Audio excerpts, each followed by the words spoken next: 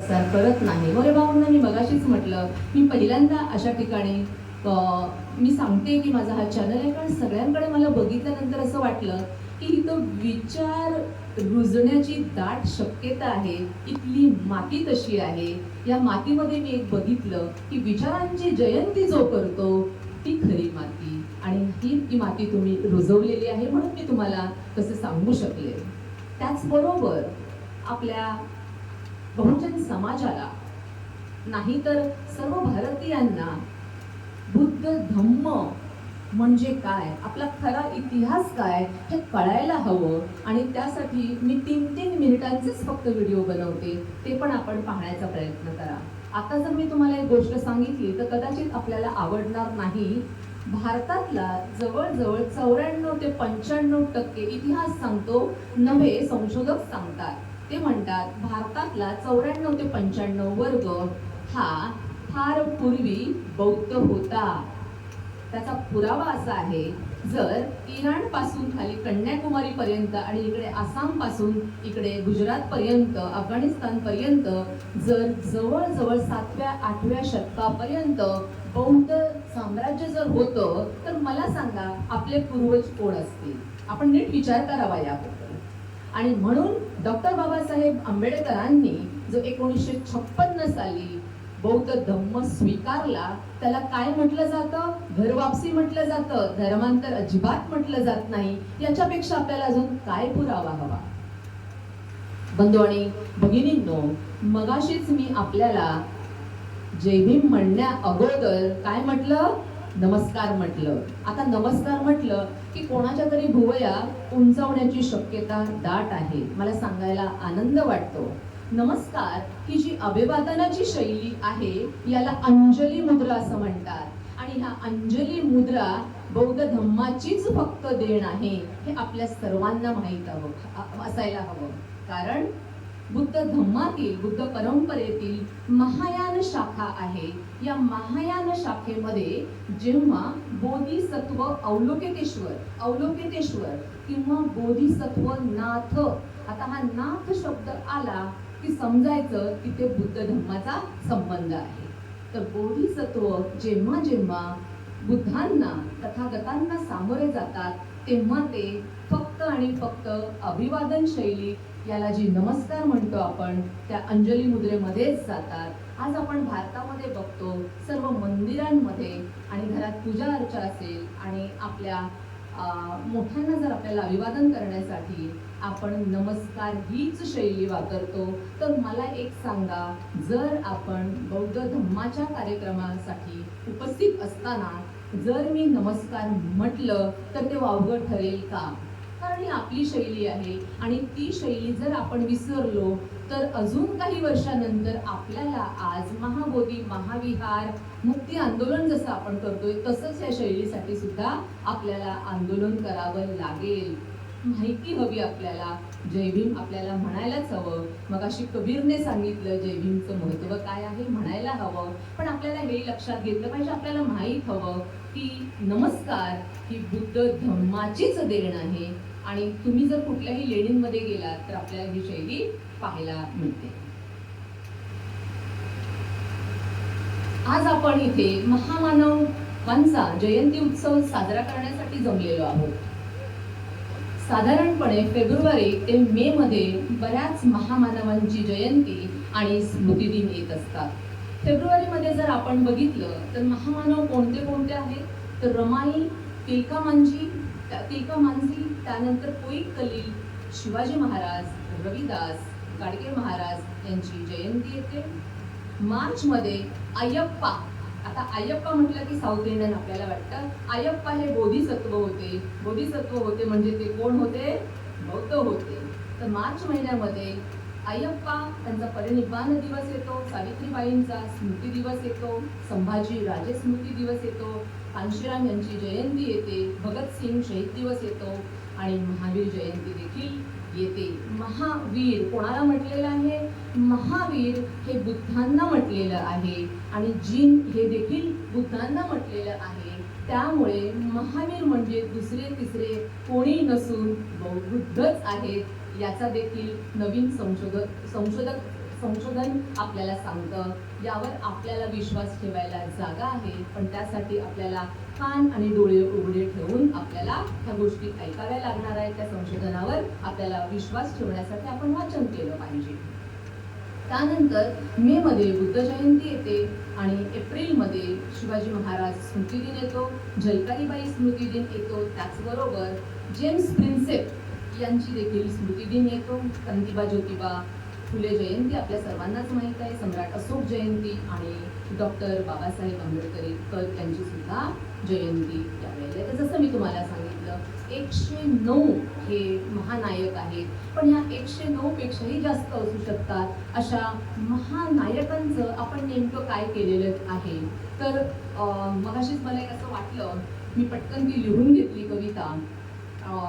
जयदीप मोरे भाऊ मला म्हणाले की मी मराठीतून MA झालेलो आहे आणि मला पटकन विवा शिरवाडकरांची एक कविता आठवली. मी ती शोधली आणि मी ती पटकन लिहून काढली. आज या ठिकाणी आपण महानायकांची जयंती साजरी करत आहोत आणि विवा शिरवाडकरांची ती कविता मी तुम्हाला बोलून दाखवते. ती छोटीशी कविता आहे, मला कविता म्हणता येत नाही, बोलून दाखवते, कारण आवाज माझा तुमच्या लक्षात आला असेल. एक प्राचार्य किंवा प्रोफेसर म्हटलं की आवाज तितकासा गोड नसतो. कवितेचं नाव इतकं सुंदर आहे. कवितेचं नाव आहे अखेरची कमाई. कवितेचं नाव आहे अखेरची कमाई. जयदीप भाऊंना मला वाटतं ती कविता नक्कीच माहीत असेल. कवितेमध्ये कविता अशी आहे, मध्यरात्र उलटल्यावर शहरातील 5 पुतळे. मध्यरात्र उलटल्यावर शहरातील 5 पुतळे एका चौथऱ्यावर एकत्र बसले. मध्यरात्र उलटल्यावर शहरातील 5 पुतळे एका चौथऱ्यावर एकत्र बसले आणि टिपगाळू लागले, म्हणजे ते रडू लागले आणि ते रडू लागले. ज्योतिबा म्हणाले शेवटी मी झालो फक्त माळ्यांचा. ज्योतिबा म्हणाले मी फक्त झालो माळ्यांचा. शिवाजीराजे म्हणाले मी तर फक्त कुणब्यांचा. शिवाजीराजे म्हणाले मी तर फक्त कुणब्यांचा. आंबेडकर म्हणाले मी तर फक्त बौद्धांचा. आंबेडकर म्हणाले मी तर फक्त बौद्धांचा. टिळक उद्गारले मी तर फक्त चित्पावन ब्राह्मणांचा. गांधीजींनी गळ्यातला गहीवर आवरला आणि म्हणाले तरी तुम्ही भाग्यवान. आणि ते म्हणाले तरी तुम्ही भाग्यवान. एक जात जमात तरी तुमच्या पाठीशी आहे. माझ्या पाठीशी मात्र सरकारी कचेरीतील भिंत आहे.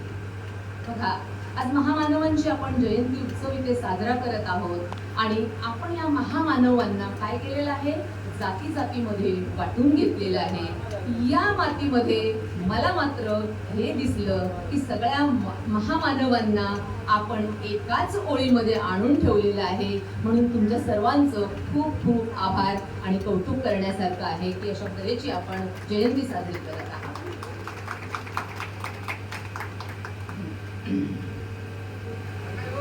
आता मला शोधावं का लागते की आता काय बोलू, कारण बरंचसं मगाशी सांगून झालेलं आहे, बोलून झालेलं आहे आणि म्हणून मी तुम्हाला एक वेगळं काहीतरी सांगायचा प्रयत्न करते, कारण 1 वाजलेले असतील आणि सगळ्यांना भूक लागलेली असेल. डॉक्टर बाबासाहेब आंबेडकर आपल्याला सर्वांना माहीत आहे. डॉक्टर बाबासाहेब आंबेडकरांनी सामाजिक, राजकीय आणि आर्थिक क्रांती केलेली आहे. त्या क्रांतीच्या फळावर आज आपण सर्वजण जगत आहोत. त्यांचा क्रांती ते समतेची लोकशाही हा संघर्षमय प्रवास आपण सर्वजण जाणता.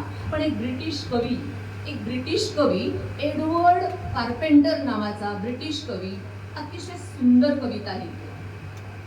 त्या कवितेचं नाव आहे टुवर्ड्स डेमोक्रेसी. त्या कवितेचं नाव आहे टुवर्ड्स डेमोक्रेसी, म्हणजे लोकशाहीकडे. तो त्या कवितेमध्ये असं म्हणतोय, पहिल्या फक्त 2 ओळींमध्ये, त्या तेवढेच तुमच्या समोर मांडणार आहे, जास्त वेळ नाहीये. फक्त 2 ओळीमध्ये डॉक्टर बाबासाहेब आंबेडकरांच्या समग्र कार्याचं तो वर्णन करतो. तो म्हणतो शांत गवताळ प्रदेशात गवताळ प्रदेशात उद्रेकणारा ज्वालामुखी. बघा तो काय म्हणतो, सुरुवातीलाच तो म्हणतोय शांत गवताळ प्रदेशात उद्रेकणारा ज्वालामुखी या क्रांतीपेक्षा महान नाही. बघा, ज्वालामुखी समुद्रातून बाहेर येतोय किंवा जमिनीच्या पोटातून बाहेर तो येतोय आणि शेकडो किलोमीटर तो वर जातो तेव्हा ज्वाला फेकत असतो. अशा अवाढव्य गोष्टीला देखील हा कवी काय म्हणतोय, तर हा बाबासाहेबांच्या क्रांतीपेक्षा मोठा नाही. त्याचं कारण तो देतोय. त्या कारणासाठी तो म्हणतोय कारण हा तर प्रत्यक्ष मानवाच्या हृदयातून, काय म्हणतो, कारण हा तर प्रत्यक्ष मानवाच्या हृदयातून उफाळणारा लावारस. तो म्हणतोय हा तर प्रत्यक्ष मानवाच्या हृदयातून उफाळणारा लावारस, त्यावरून वाहणारे समतेचे झरे. पुढे तो म्हणतोय त्यावरून वाहणारे समतेचे झरे दूर भविष्यातील पिढ्यांचे पोषण करणारे आहे. आज आपण काय करतोय, आज आपण संविधानाच्या माध्यमातून जे मगाशी पवार भाऊंनी सांगितलं किंवा त्या छोट्या कबीरने सांगितलं, आपण सगळे त्यांचे फायदे घेतोय, पण डॉक्टर बाबासाहेब आंबेडकरांचं नाव मात्र आपण घ्यायला कचरत असतो. आपल्याला कमीपणाचं वाटतं. हेच नेमकं त्या लेखकाने किती छान मांडलेलं आहे. या ठिकाणी आपल्या सर्वांना माहीत आहे डॉक्टर बाबासाहेब आंबेडकरांचे गुरु होते क्रांतिबा ज्योतिबा फुले. आज संयुक्तमाने जयंती आहे म्हणून मला असं वाटतं, आवर्जून वाटतं की अजून एक गोष्ट क्रांतिबा ज्योतिबा फुल्यांबद्दल आपल्याला सांगायला हवी आणि ती आपल्याला सर्वांना माहीत आहे. दीर्घ पवाडा क्रांतिबा ज्योतिबा फुलेंनी शिवरायांवरती केलेला आहे. बघा, त्यांचा शब्द आहे पवाडा. आपण काय म्हणतो, पोवाडा. हा शब्द पुणेरी घाटणीचा आहे. तो आपण वापरायचा की नाही, पण मला हा पवाडा शब्द भावतो कारण तो क्रांतिबा ज्योतिबा फुलेंनी त्यासाठी वापरलेला आहे. दीर्घ पवाड्यातल्या त्या 2 ओळीमध्ये त्यांनी त्यावेळेचं चित्र दाखवलेलं आहे. फक्त 2 ओळी. तो पवाडा तुमच्यासाठी मी गाऊन तर दाखवू शकत नाही, मी म्हणून दाखवते. त्या पवाडामध्ये 2च ओळीचा पवाडा अतिशय समर्पक असं त्या काळातलं वर्णन या 2 ओळींमध्येच येतं आणि मग आपल्याला कळतं की डॉक्टर बाबासाहेब आंबेडकरांचे गुरु जे होते ते किती महान, त्यांनी कसं काय कोणाला गुरु म्हणून निवडलं. जसं कबीर गुरु होते आणि हे सुद्धा गुरु होते. ते त्या पवाड्यामध्ये म्हणतात कुळवाडी भूषण, कुळवाडी भूषण पवाडा गातो भोसल्याचा. ते काय म्हणतात, कुळवाडी भूषण म्हणजे कुणबी जातीचा जो भूषण आहे, कुणबी जातीला भूषण असलेला असा कोण आहे, कुळवाडी भूषण पवाडा गातो भोसल्याचा. छत्रपती शिवाजीचा, छत्रपती शिवाजी जे कुणबी समाजातले आहेत आणि ते त्यांचं भूषण आहेत, अशांचा मी पवाडा गात आहे. ते पुढे म्हणतात लंगोट्यास देई जानवी, लंगोट्यास देई जानवी, पोशिंदा पुणव्यांचा काळतो असे यवनांचा. ह्या 2 ओळींमध्ये काय त्यांना सांगायचं आहे की धर्म म्हणून जी काही संस्था होती त्या धर्म संस्थेला जे काही लागत होतं म्हणजे जानवं घालणाऱ्यांना त्यांनी जानवं दिलेलं आहे, मात्र ते पोशिंदा कोणाचे आहेत, समस्त कुणबी समाजाचे ते पोशिंदे आहेत, रक्षणकर्ते आहेत. आणि अशा वेळेला कुठल्या वेळेला तर तो काळतो असे यवनांचा. यवन म्हणजे कोण, तर परदेशी. आणि परदेशांनी आपल्यावर आक्रमण केले होतं आणि वेगवेगळ्या परदेशांनी त्या परदेशी आक्रमणकर्त्यांनी आपल्यावर आक्रमण केलं होतं. त्यामध्ये कोण होते, ब्रिटिश होते, मुघल होते, इंग्रज होते, डच होते, पोर्तुगीज होते, फ्रेंच होते. ह्या सगळ्यांबरोबर आपल्या शिवरायांना लढावं लागतंय आणि शिवाय त्या धर्मसंस्थांना सुद्धा आपल्याला तिथे मान द्यावा लागतोय, द्यावा लागत आहे. असं इथून तुम्ही वेगळे त्याचे अर्थ काढू शकता, पण 2 ओळीमध्ये किती समस्त वर्णन त्यांनी केलेलं आहे. बंधू आणि भगिनींनो, आपल्या सर्वांना माहीत आहे भारतामध्ये नव्हे तर जगामध्ये असे फक्त 2च महामानव झाले ज्यांच्यावर जास्तीत जास्त लिखाण केलं गेलं आणि ज्यांचे पुतळे किंवा मूर्ती जगामध्ये जास्तीत जास्त आहेत. असे 2च महापुरुष, एक म्हणजे तथागत गौतम बुद्ध आणि दुसरे डॉक्टर बाबासाहेब आंबेडकर. डॉक्टर बाबासाहेब आंबेडकर जेव्हा उच्च शिक्षण घेऊन ते लगेचच राजकारणात जात नाहीत बघा. बरोबर 21 मार्च 1920 साली त्यांनी काय केलेलं आहे, राजकीय आणि सामाजिक पटलावरती त्यांचं पदार्पण झालेलं आहे. आणि तसं ते करत असताना जसा एखादा बॅट्समन बॅटिंग करण्यासाठी मैदानावर जातो तेव्हा तो हेल्मेट घालतो, व्यवस्थित कपडे असतात त्याच्याबरोबर पायाला काहीतरी ते लावतात. मला क्रिकेटमधलं फारसं काही कळत नाही, पण तुम्ही नजरेसमोर आणू शकता की तो पूर्ण पेहरावानिशी त्याचं मानसिक, शारीरिक, बौद्धिक त्याची जी एक तयारी असते त्या आत्मविश्वासाने तो त्या मैदानावरती बॅट घेऊन बाहेर पडतो, मैदानावरती उतरतो. तसेच डॉक्टर बाबासाहेब आंबेडकर 21 मार्च 1920 साली कागल संस्थान माणगाव येथे ते पहिलं भाषण करतात आणि त्यांना पहिल्या परिषदेचं अध्यक्षपद दिलेलं आहे आपले कोल्हापूरचे शाहू महाराज. त्यांनी पहिली परिषद घेतलेली असते.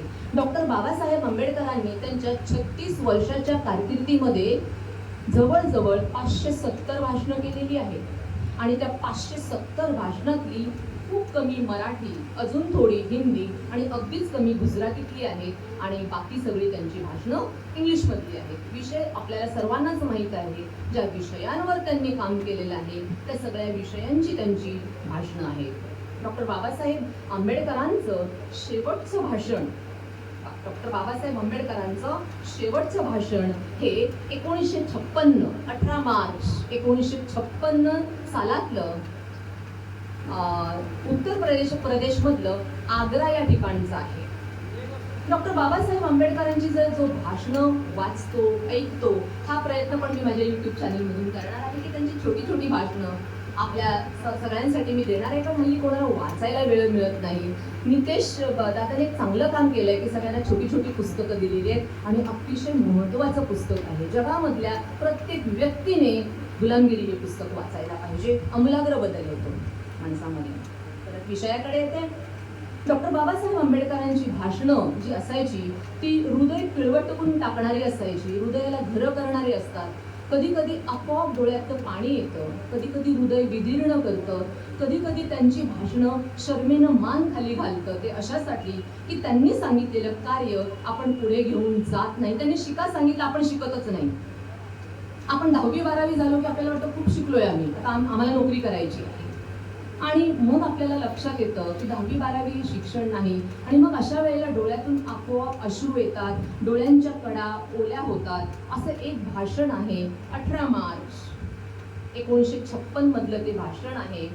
मी ते भाषण सहसा कुठेही असं लोकांसमोर त्या भाषणाविषयी उल्लेख करत नाही, कारण गळा दाटूनच येतो असं ते भाषण आहे. त्यातलं एक वाक्य आपल्या सर्वांच्या परिचयाचं असेलच. ते म्हणतात, पढ़े लिखे लोगों ने मुझे धोखा दिया.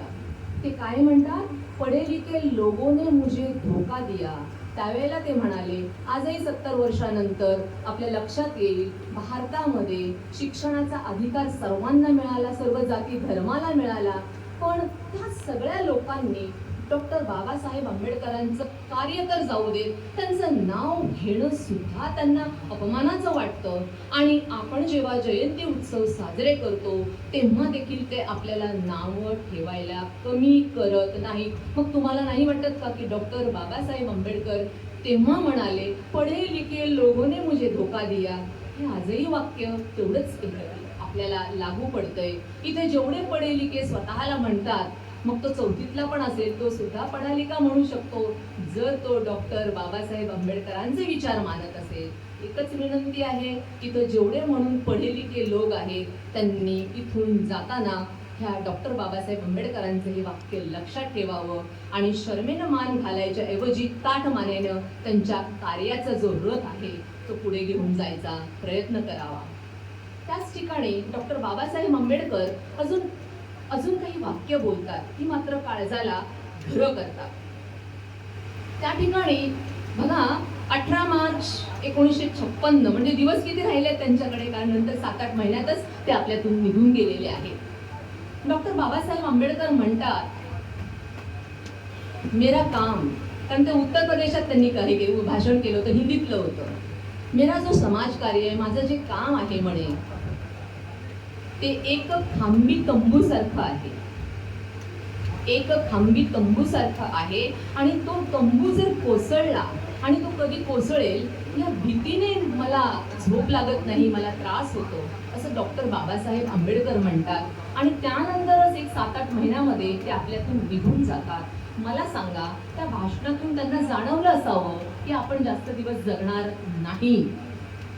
जेव्हा अशी परिस्थिती त्या व्यक्तीमध्ये, कुठल्याही व्यक्तीमध्ये निर्माण होते की आपण 7-8 महिन्यामध्ये जाणार आहे, बंधू आणि भगिनींनो, आपल्याला सगळ्यात पहिली आठवण कोणाची येते?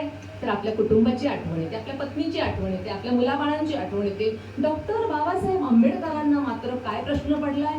माझ्या समाजाचं काय होईल? विचार करा. तर असे सगळे जी भाषणं आहेत ती आपल्याला प्रोत्साहन देतात, प्रोत्साहित करतात. कधी आपला ऊर अभिमानानं भरून येतो, तर कधी आपल्या डोळ्यामध्ये अश्रू येतात, जसं मी तुम्हाला सांगितलं. पण अभिमानानं ऊर भरून येताना मी कट्टर बुद्धिस्ट किंवा मी कट्टर आंबेडकरी किंवा अशा तऱ्हेची वक्तव्य करणं मला वाटतं अयोग्य आहे. पण डॉक्टर बाबासाहेब आंबेडकरांच्या विचारांमध्ये आत्मविश्वास असेल, पण कुठेही कट्टरता नाही. त्याचबरोबर तथागतांचा जर विचार आपण घेतला तर आपल्या लक्षात येतं बुद्ध धम्मामध्ये कुठेही कट्टरता नाही. आणि म्हणूनच मी कट्टर आंबेडकरवादी जो म्हणतो तो फक्त बोलतो, प्रत्यक्ष किती असतो त्या व्यक्तीच्या आजूबाजूचा ऑरा जर तुम्ही बघितला तर तुमच्या लक्षात येईल. मला सांगायला आनंद वाटतो, मी डॉक्टर बाबासाहेबांच्या विचारावर चालते. मलाही वाटलं होतं की आपणही डॉक्टर बाबासाहेबांचे विचार पुढे घेऊन जात नाही. माझी शर्मेनं मान खाली गेली होती. पण बुद्धांनी सांगितलेलं आहे, जे तू काल होतीस किंवा तुला जो अपमान किंवा तुला जो पश्चाताप झालाय तो घेऊन बसू नकोस. तू काय कर, पुढे कार्य करत राहा. मी ते विसरलेली आहे आणि गेली 25 ते 30 वर्ष मी ह्या सामाजिक कार्यामध्ये काम करत आहे. प्राचार्य असताना देखील किंवा मी प्रोफेसर होते देखील. सगळ्यात माझं पहिलं म्हणजे मी खैरलांजीच्या वेळेला आम्हा महिलांना अटक झाली होती. खैरलांजी प्रकरणामध्ये आम्ही मोर्चा घेऊन गेलो होतो आणि तिथे आम्हाला अटक झाली होती आणि तिथून माझा हा सामाजिक कामाचा प्रवास जो आहे तो मी चालू ठेवलेला होता. सामाजिक काम मला सर्वांपर्यंत पोहोचवायचं आहे. बंधू आणि भगिनींनो, मी एकटी काहीच करू शकत नाही. मी यूट्यूब चॅनलच्या माध्यमातून सगळं हे सामाजिक काम सर्वांपर्यंत पोहोचवायचा प्रयत्न करते. इथे बसलेल्या सगळ्यांना वाटतं आपणही काहीतरी करावं, पण नेमकं काय करावं हा प्रत्येकासमोर प्रश्न येतो. मी तर म्हणेन, माझा चॅनल बघा, सबस्क्राईब करू नका. सबस्क्राईब माणूस कधी करतो? आवडलं तर करतो. जयदीप भाऊनी बोलले की तुम्ही सबस्क्राईब करा, पण भाऊ मी तुमच्या शब्दांना थोडंसं एक वेगळं वळण देते, मला क्षमा करा. मी तर म्हणेन त्याला सबस्क्राईब करू नका, अगोदर तो चॅनल बघा. आवडला तरच सबस्क्राईब करा, नाही आवडला तर मला जरूर कळवा की ताई हा असं असं तुम्ही केलंय की काही बरोबर नाही हो, म्हणजे मी अजून माझा चॅनल चांगला करेन. म्हणजे जर आपल्याला असं वाटत असेल, कारण हे सामाजिक मिशन आहे, मी एकटी काहीच करू शकत नाही. 6 महिने झाले चॅनलला, 1200 सबस्क्रायबर्स आहेत आणि 51,000च्या वर त्याला चांगले व्ह्यूज मिळालेले आहेत. मी तुम्हाला नम्र विनंती करते, माझा चॅनल एकदा बघून घ्या आणि सामाजिक कामाला सुरुवात करावी असं मला वाटतं. जाता जाता असंच आज ह्यांची आपल्या सर्व महामानवांची जयंती आहे. मला खूप बोलायचं आहे, पण मला माहीत आहे मला खूप वेळ मिळाला होता. मी लिहून खूप आणलं होतं. जेवायची वेळ झाली, मला स्वतःलाही खूप भूक लागलेली आहे. मी फक्त तुमच्यासमोर एक कविता म्हणणार आहे. कविता माझी पण नाही, ती कविता माझी नाही, गाडगे महाराजांची कविता आहे. आणि जर आपण संयुक्त माने महामानवांची जयंती करतोय तर तेवढी एक कविता मी आपल्या समोर मांडते आणि मग त्या ठिकाणी थांबते. गाडगे महाराजांची कविता आपल्या परिचयाची असावी. परत एकदा जयदीप भाऊ आपले मराठीचे प्राध्यापक, मराठीत MA केल्यामुळे त्यांना ती कविता नक्कीच माहीत असेल. गाडगे महाराजांची देव नावाची कविता आपल्या सर्वांनाच माहीत आहे. देव नावाची कविता कोणाला माहीत नाही? आपल्यापैकी सर्वांनाच माहीत आहे. बोलून दाखवू की नको? दाखवते. गाडगे महाराजांची बघा, जवळजवळ डॉक्टर बाबासाहेब आंबेडकरांच्याच वेळेचे गाडगे महाराज होते. नंतर जवळ मला वाटतं ते बाबासाहेबांच्या नंतर लगेच धक्का बसला त्यांना आणि ते लवकरच निघून गेले आपल्यातून. डॉक्टर बाबासाहेब आंबेडकरांनी अंधश्रद्धेबद्दल आपल्याला बरंच काही सांगितलेलं आहे आणि गाडगे महाराज शाळेतही गेले नव्हते, 100 वर्षापूर्वी जवळजवळ त्यांची 70-80 वर्षापूर्वीची त्यांची देव नावाची कविता आपल्या सगळ्यांना विचारात घेण्यासारखी आहे. अशा कविता आपल्याला कधीही पाठ्यपुस्तकात मात्र दिल्या गेल्या नाहीत. जाणीवपूर्वक तसं झालेलं आहे. देव नावाची कविता आपल्या सगळ्यांसाठी. गाडगे महाराज म्हणतात, किती पूजला देव तरी, किती पूजला देव तरी, देव अजून पावला नाही. कुठं राहतो कुणास ठाऊक अजूनपर्यंत घावला नाही. किती पूजला देव तरी, देव अजून पावला नाही. कुठं राहतो कुणास ठाऊक अजूनपर्यंत घावला नाही. मंदिरासमोर लुटली इज्जत, मंदिरासमोर लुटली इज्जत, हा बघत बसला पोरीला. मंदिरासमोर लुटली इज्जत, हा बघत बसला पोरीला. आणि रक्षण करतो म्हणाला, रक्षण करतो म्हणाला आणि स्वतःच गेला चोरीला. रक्षण करतो म्हणाला आणि स्वतःच गेला चोरीला. हातात असून धारधार शस्त्र, हातात असून धारधार शस्त्र, कधी चोरा मागून धावला नाही. हातात असून धारदार शस्त्र, कधी चोरा मागून धावला नाही. कुठं राहतो कुणास ठाऊक अजूनपर्यंत घावला नाही. सगळं काही तोच देतो, सगळं काही तोच देतो, तोच पुरवतो सगळ्यांची हौस. सगळं काही तोच देतो, तोच पुरवतो सगळ्यांची हौस. शेतकरी बघतो आभाळाकडं, मग गेला कुठं पाऊस. शेतकरी बघतो आभाळाकडं, मग गेला कुठं पाऊस. खूप केलं हरी हरी, खूप केलं हरी हरी, मुखात कधी मावला नाही. कुठं राहतो कुणास ठाऊक अजूनपर्यंत घावला नाही. कधी स्वतः राहून उपाशी, कधी स्वतः राहून उपाशी, भूक त्याची भागवली. कधी स्वतः उपाशी राहून भूक त्याची भागवली. हा तर म्हणे नैवेद्यावर थोडी साखर का नाही टाकली. तर हा म्हणे नैवेद्यावर थोडी साखर का नाही टाकली. आहार त्याचा वाढत गेला, आहार त्याचा वाढत गेला. कधी एका बकऱ्यावर भागला नाही, कधी एका बकऱ्यावर भागला नाही. कुठं राहतो कुणास ठाऊक अजूनपर्यंत घावला नाही. शेवटचं कडवं. आंघोळ करतो दुधाने, आंघोळ करतो दुधाने, जणू सगळ्याच गायी त्याच्या बापाच्या. हे मी काही म्हणत नाही बरं का. कोण म्हणालेले आहेत? गाडगे महाराज म्हणालेले आहेत. आंघोळ करतो दुधाने, जणू सगळ्याच गायी त्याच्या बापाच्या. तोच घागरी भरतो म्हणे पुण्य अन पापाच्या. तोच भरतो घागरी म्हणे पुण्य अन पापाच्या. पाप पुण्याचा हिशोब कधी, पाप पुण्याचा हिशोब कधी त्यानं दावला नाही. कुठं राहतो कोणाच ठाऊक अजूनपर्यंत घावला नाही. तुम्ही सर्वांनी मला शांतपणे ऐकून घेतलं. बोलायचं खूप होतं. कबीरने माझं काम केलेलं आहे. ऐकायला तुम्हाला छान वाटेल. कबीर, संत कबीर जे आहेत त्याच्यावर माझा एक 10 मिनिटाचा व्हिडिओ आहे. मी कधी बनवत नाही 10 मिनिटाचा. त्याच्यामध्ये मी प्रश्न असा केलेला आहे की कबीर हिंदू होते की मुस्लिम. कबीर हिंदू होते की मुस्लिम. आपल्यापैकी किती जणांचं म्हणणं असं आहे की ते हिंदू होते. आपल्यापैकी किती जणांचं म्हणणं असं आहे की ते हिंदू होते. हातवर केला तर आपल्याला चालेल ना इकडे? हो चालेल ना? चालेल ना? कोणाला वाटतं की ते हिंदू होते असे काही हात वर येतील का? बरं. कोणाला वाटतं की ते मुसलमान होते असं काही हात वर येईल का? एक तरी हात वर आलेला आहे. त्यांच्यासाठी आपण टाळ्या वाजवूया. कृपया सगळ्यांनी टाळ्या वाजवा. माझ्या व्हिडिओचं त्या नाव आहे PI एज्युकेशन चॅनलवरती माझा 10 मिनिटाचा व्हिडिओ आहे संत कबीरांचा.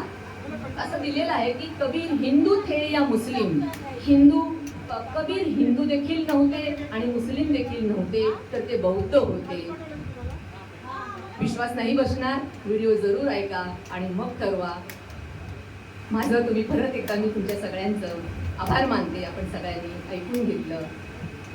सर्वांनी मला या ठिकाणी उत्तम प्रकारे साथ दिली आणि इथे निमंत्रित केलं. आपल्या सर्वांचे पुन्हा एकदा आभार.